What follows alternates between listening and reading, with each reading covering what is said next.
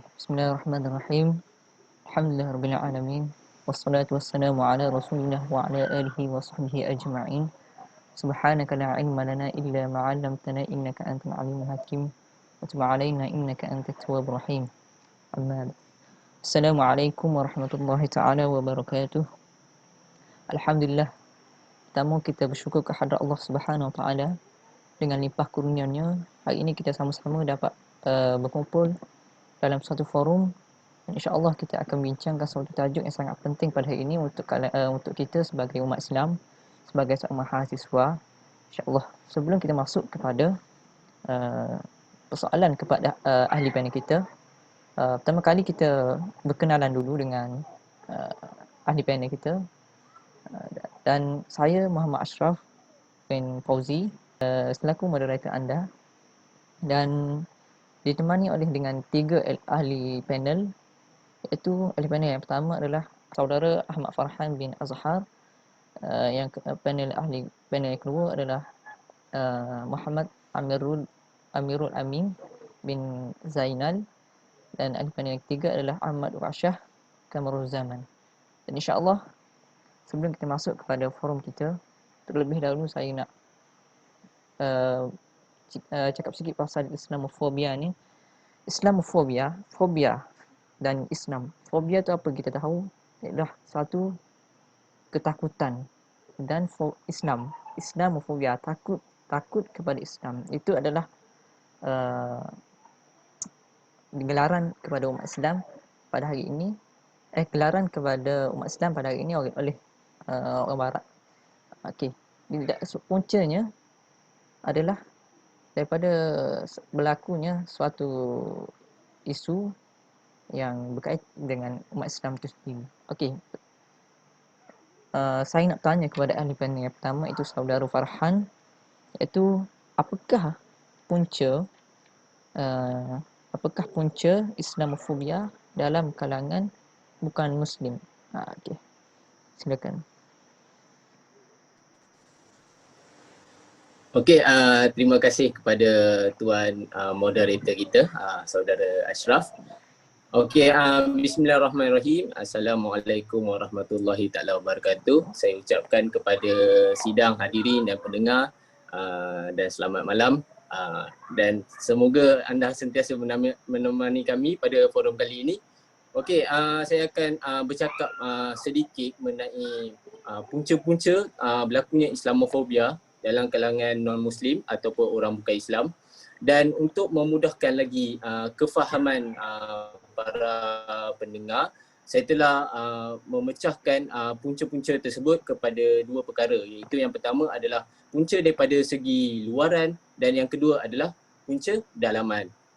Okey, punca daripada segi luaran ni adalah perkara-perkara yang terjadi secara tidak langsung ataupun perkara-perkara yang benda tu memang akan berlaku, tapi cuma kita tak tahu bila benda tu memberi kesan kepada terjadinya Islamofobia ni. Dan juga punca dalaman adalah daripada kita sendirilah sebagai umat Islam. Okey, pertamanya kita boleh lihat daripada punca luaran adalah daripada pengijrahan. Seperti kita sedia maklum, umat-umat Islam ataupun mereka yang berstatus ekonomi yang rendah daripada negara-negara yang miskin dan sebagainya, mereka telah melakukan pengijrahan kepada negara-negara yang lebih maju. Sebagai contoh, kita boleh lihat orang Bangladesh telah melakukan pengijrahan ke Malaysia, dan juga kita boleh lihat orang Malaysia pula melakukan pengijrahan ke Australia dan sebagainya. Mereka cuba mencari satu kehidupan ataupun taraf ekonomi yang lebih tinggi, dan apabila berlaku pengijrahan, secara tak langsung telah mendatangkan persaingan di antara penduduk bumi putera di satu negara dan juga orang yang berhijrah lah. Dan jika dia melibatkan umat Islam, mereka telah melabelkan bahawa orang yang berhijrah ni, kalau orang bukan Islam, kalau orang Islam yang berhijrah, mereka cuba untuk merampas kekuasaan, merampas tanah, menimbulkan persaingan. Dan juga perkara ini semakin teruk apabila berlakunya pengijrahan dan kemudian berlakunya kes-kes seperti penjenayah ataupun orang-orang yang telah melakukan lagi kesalahan di negara-negara mereka berhijrah. Jadi kat situ secara tak langsung orang-orang bukan Islam ni telah meletakkan satu label kepada orang Islam bahawa kita ni adalah punca kepada perkara-perkara yang negatif. Jadi kat situ timbullah Islamofobia terhadap diri orang bukan Islam. Okey, prejudis dan juga kesan serangan menara pusat perdagangan New York adalah kemuncak kepada Islamofobia yang berlaku dalam kalangan orang bukan Islam.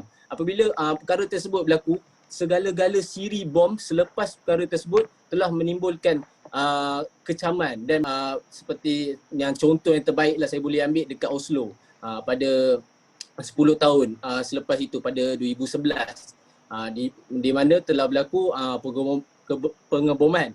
Dan apabila berlaku pengeboman, media-media cuba meletakkan kesalahan tu pada orang Islam. Mereka telah mulalah New Straits Times, Washington Post, mereka telah meletakkan okey, ni mesti orang Islam. Dan apabila telah disiasat dan akhirnya barulah mereka jumpa bahawa yang buat tu adalah seorang lelaki yang beragama Kristian. Dan kat situ terus senyap. Jadi kita selalu tak langsung kita nampak media ni dan juga kesan prejudis mereka tu telah telah membaurkan lagi lah Islamofobia ni dalam kalangan orang bukan Islam. Okey, itu yang ketiga. Dan yang keempat adalah pengaruh media dan juga gerakan Islamofobia. Seperti tadilah saya kata pengaruh media ni apa yang media telah bawa kepada media-media barat seperti kita sedia maklumkan. Tak ada susahlah kita jumpa media barat yang telah dipelopori oleh Islam. Kebanyakannya adalah daripada orang bukan Islam yang kawalnya. Dan menurut satu kajian daripada The Center for American Progress, dia telah menyatakan bahawa terdapat 7 pertubuhan yang telah didaftarkan semata-mata untuk menyebarkan gerakan Islamofobia ni terhadap bukan non-Muslim dengan peruntukan sebanyak 42 juta. Dan banyak tu kan. Hairanlah kenapa non-Muslim memang ada Islamofobia dalam kalangan dalam diri mereka. Okey, untuk punca dalaman. Okey, yang pertama adalah kelemahan penyebaran maklumat. Okey, kalau kita tahulah orang Islam kita sendiri, kalau kita tengok kat Malaysia, kita sebenarnya banyak dana untuk institusi Islam, untuk institusi agama. Kita telah disalurkan peruntukan yang banyak pada setiap tahun. Tetapi kalau kita lihat situasi yang berlaku sekarang, tak sama dengan peruntukan yang kita dapat. Okey, kalau betul lah peruntukan yang digunakan itu berkesan, benar-benar memberikan kesan yang kepada penyebaran agama Islam, benda-benda kes ni tak akan berlaku. LGBT tak akan berlaku, benda-benda yang kurang-kurang yang melibatkan Islamofobia ni pun tak akan berlaku. Okey, saya petik macam daripada buku Esposito, di dalam bukunya Who Speak for Islam, What a Billion Muslim Think. Dalam buku ni dia telah mempersoalkan siapakah pemimpin agama Islam yang masih hidup sekarang. Jadi kat situ kita masih tak dapat siapa pemimpin Islam. Sedangkan Yusuf Al-Qaradawi pun tidak diterima di negara mereka, negara beliau. Begitu juga kalau kita tengok pemimpin-pemimpin politik, semuanya masih ada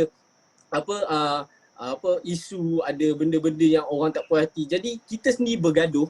Dan macam mana kita tunjukkan okey, ini adalah pemimpin Islam kepada orang Islam, orang bukan Islam. Kalau kita sendiri bergaduh kan, dan disebabkan kita tak tunjukkan itulah berlakunya Islamofobia pada diri mereka. Mereka tengok orang Islam pun berpecah, tak ada pemimpin, Islam ni memang tak guna, macam itulah dan sebagainya. Itulah yang berlaku. Okey, sikit lagi. Okey, yang kedua adalah kebangkitan negara Islam seperti Turki kan.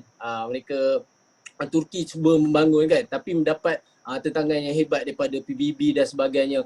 Bila negara-negara Islam cuba membangun, dan kat situlah timbulnya orang bukan Islam ni macam rasa tercabar. Mereka cubalah untuk melawan kembali. Yalah, macam walaupun Iran tu bukanlah negara Islam yang betul kan, tapi masih mempelopori lah, orang nampak macam negara Islam kan. Kat situ bila ada nuklear, negara Pakistan ada nuklear, mereka rasa tercabar benda tu. Jadi secara tak langsung nak elak daripada mereka sendiri, mereka nak nampak kan bahawa Islam ni pengganas. Padahal yang buat buat ownernya Israel kan. Kat tu betul-betul kita nampak tapi tak dapat apa-apa. Cuma bila walaupun baru ada, Pakistan baru ada nuklear, Turki baru nak bangun dan sebagainya, itu dah orang dah tentang kau-kau lah. Macam itulah. Okey, tu sebelah sikit pada saya. Okey, Assalamualaikum. Saya serahkan pada moderator. Seterusnya kita sambung kepada ahli panel yang kedua, iaitu saudara Amirul, iaitu sosialisasi yang aktif. Okey, silakan. Bismillahirrahmanirrahim. Terima kasih Tuan Moderator. Saya berbesar hati untuk menjawab soalan tersebutlah. So, sosialisasi secara aktif. Apa yang dimaksudkan dengan sosialisasi? Okey, dari segi istilah dan bahasanya, sosialisasi ini bermaksud bergaul atau bermesra antara satu sama lain. Dan di sini apa yang cuba disampaikan, orang Islam itu keluar dan bercampur dengan orang bukan Islam. Okey.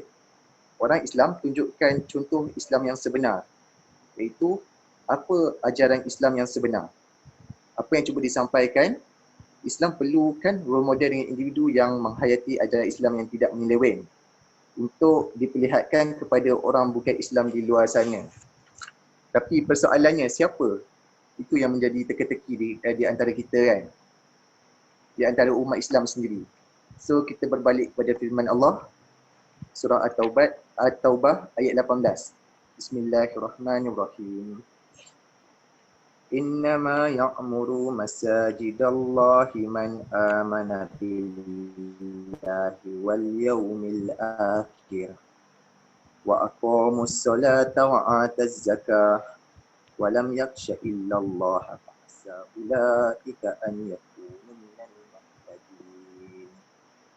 Okey, yang bermaksud hanyalah yang memakmurkan masjid-masjid Allah ialah orang-orang yang beriman kepada Allah dan hari kemudian, serta tetap mendirikan solat dan menunaikan zakat dan tidak takut kepada sesiapa pun selain Allah. Maka merekalah orang yang mendapat petunjuk.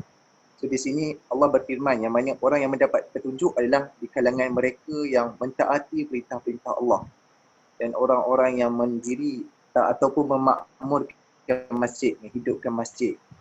So di sini mereka yang berperanan untuk menunjukkan imej Islam yang sebenar kepada masyarakat Islam di luar sana adalah peranan yang utama adalah ahli-ahli ataupun orang-orang masjid. So peranan masjid di sini antaranya lawatan ke masjid. Ini bukan perkara baru kalau kita lihat di barat sebagai contoh. Mereka membuka luas pintu-pintu masjid untuk menarik orang-orang bukan Islam untuk menunjukkan apa yang sebenarnya berlaku dalam masjid tu. Sebab kalau diikutkan Islamofobia ni betapa teruknya di barat, kita boleh melihat mereka percaya bahawa orang-orang Islam yang berada dalam masjid sedang melakukan kegiatan-kegiatan ekstrim dan merancang untuk melakukan pengabuman di mana-mana sahaja. Itulah betapa teruknya Islamofobia di barat. So mereka membuka pintu masjid seluas-luasnya agar orang Islam terdedah dengan apa itu Islam. Ini menjadi proses pembelajaran kepada orang bukan Islam. Dan bila orang bukan Islam datang ke masjid, dialog secara bersemuka ataupun secara langsung dilakukan untuk memberikan penjelasan apa itu Islam dan sebagainya. Seterusnya, yang paling penting lah, orang Islam tu sendiri janganlah terlibat dengan ekstremis lah, dengan terlibat dengan perbuatan-perbuatan ekstremis. Sebab perbuatan ekstremis ni diibaratkan seperti kita buat, kita dapat balik imbalannya. Kita sebagai masyarakat di Malaysia tak merasa secara langsung impak daripada Islamofobia. Tapi saudara-saudara kita di barat, sebagai contoh Amerika Syarikat dan sebagainya, mereka dihina, dicemuh dan diseksa, kadang-kadang tak dibagi pekerjaan. Ini yang dimaksudkan adalah apa yang cuba dimaksudkan adalah diskriminasi. So perbuatan ekstremis tu perlulah dielakkan. Tapi kita melihat bila Islam ni dikait sosialisasi secara aktif dengan membuka pintu-pintu masjid, semakin ramai orang yang tertarik dengan Islam. Sebab sebelum ekstremis dan sebagainya, orang tak tahu apa itu Islam. Tapi selepas orang nak mendalami Islam, orang lebih tahu apa itu Islam. So itu saja dari saya. Terima kasih. Saya serahkan kepada Tuan Moderator. Okey, terima kasih kepada saudara Amirul tentang pencerahan tentang sosialisasi yang aktif. Okey, seterusnya kita sambung kepada ahli panel yang ketiga, iaitu saudara Mukasyah. Okey, apakah pendekatan dakwah yang berhikmah dalam isu Islamofobia? Okey, persilakan.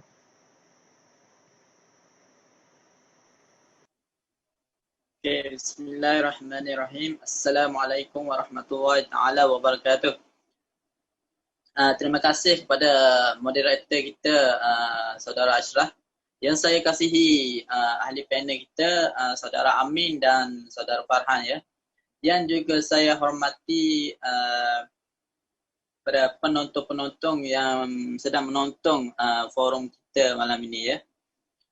Seterusnya saya akan mengupas tentang sedikit pendekatan dakwah yang berhikmah. Kita sebagai umat Islam, banyak cara yang kita dapat gunakan untuk berdakwah secara berhikmah. Contohnya, yang pertama, lembut dalam berkata-kata. Contohnya, bila mana kita berjumpa dengan golongan bukan Islam, kita sebagai Islam ini ada tunjuk contoh yang baik dengan lembut berkata-kata, dengan menegur saudara kita itu dengan cara sapaan yang baik. Seterusnya adalah menyantuni bukan Islam dengan seperti kita sebagai umat Islam juga haruslah menyantuni golongan bukan Islam itu dengan cara yang baik. Contohnya kita mengajak mereka di majlis perayaan ke rumah kita untuk menjamu mereka agar hubungan sesama kita antara Islam dan bukan Islam itu lebih baik, dan ia akan dapat mengeratkan silaturahmi antara kita, golongan Islam dan bukan Islam. Seterusnya juga sebagai pendakwah kita sebagai umat Islam ini adalah paling utama adalah perlu memiliki ilmu. Contohnya kita sebagai pendakwah, satu kita pendakwah, satu kita Islam. Apa yang kita perlu lakukan, perlu ada pada diri seseorang golongan orang-orang Islam ni adalah dengan memiliki ilmu yang secukupnya. Kenapa? Sebabnya kita akan menggunakan ilmu-ilmu kita itu sebaik mungkin. Banyak cara atau kegunaan ilmu kita. Ilmu apa? Ilmu tentang adab, tentang cara-cara untuk kita menghormati golongan bukan Islam dengan cara yang baik, ataupun kita dengan menunjukkan contoh dan perangai kita yang baik kepada golongan bukan Islam. Ini adalah cara untuk kita menarik mereka ke arah masuk Islam, insya-Allah. InsyaAllah setakat itu saja dari saya. Saya serahkan kepada moderator kita. Terima kasih. Okey, terima kasih kepada saudara Mukasyah. Okey, dengan itu berakhir adalah forum kita pada hari ini dengan terjawabnya soalan daripada ahli-ahli panel kita, dan juga kesimpulannya, isu-isu Islamofobia ni adalah isu yang sangat hangat dan sangat penting diambil berat oleh umat Islam untuk kita baiki nama umat Islam daripada diburuk-burukkan oleh orang-orang kafir. Sebab sekarang ni orang kafir anggap orang Islam ni sebagai pengganas. Padahal benda tu bukannya datang daripada kita, datangnya daripada mereka sendiri saja nak buruk-burukkan nama Islam. Okey, itu yang perlu kita tahu. Okey, sekadar itu daripada kita pada hari ini. Wabillahi taufiq wal hidayah. Assalamualaikum warahmatullahi taala wabarakatuh.